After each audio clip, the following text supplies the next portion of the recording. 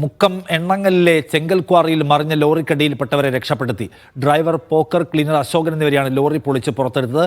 ചെങ്കൽ ക്വാറിയിൽ നിന്ന് കല്ലെടുത്ത് പോയ ലോറിയാണ് മറിഞ്ഞത്. കൂടുതൽ വിവരങ്ങളുമായി മുഹമ്മദ് അസ്ലം ചേരുന്നു കോഴിക്കോട് നിന്ന്. അസ്ലം, എന്താണ് സംഭവിച്ചത് അവിടെ?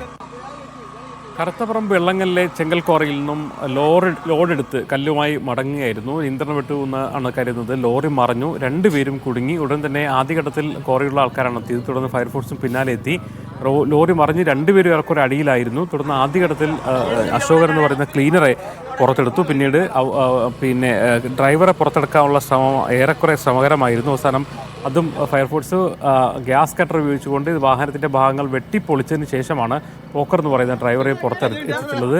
രണ്ടുപേർക്കും കാലിൻ്റെ ഭാഗം അരയ്ക്ക് താഴെയാണ് സാരമായ പരിക്കേറ്റുള്ളത്. രണ്ടുപേരെയും സ്വകാര്യ ആശുപത്രിയിൽ പ്രവേശിപ്പിച്ചിട്ടുണ്ട്. രണ്ടുപേരുടെയും ആരോഗ്യനില ഗുരുതരമല്ല, അല്ലെങ്കിൽ മരണത്തെ രീതിയിലുള്ള വലിയൊരു ആരോഗ്യ പ്രശ്നമുള്ള. അതേസമയം കാലിന് സാരമായ പരിക്കേറ്റിട്ടുണ്ട്. ഒരുപക്ഷേ ഫയർഫോഴ്സ് എത്താൻ വൈകിയിരുന്നുവെങ്കിൽ നില ഗുരുതരമാകുമായിരുന്നു. വളരെ പെട്ടെന്ന് നാട്ടുകാരും ഫയർഫോഴ്സും ചേർന്ന് രക്ഷാപ്രവർത്തനം നടത്തിയതുകൊണ്ടാണ് രണ്ടുപേരും രക്ഷപ്പെടുത്താനായത്. എന്തായാലും അശോകനും ഔക്കറും രണ്ടുപേരും ഇപ്പോൾ സ്വകാര്യ ആശുപത്രിയിൽ ചികിത്സയിൽ കഴിയുകയാണ്.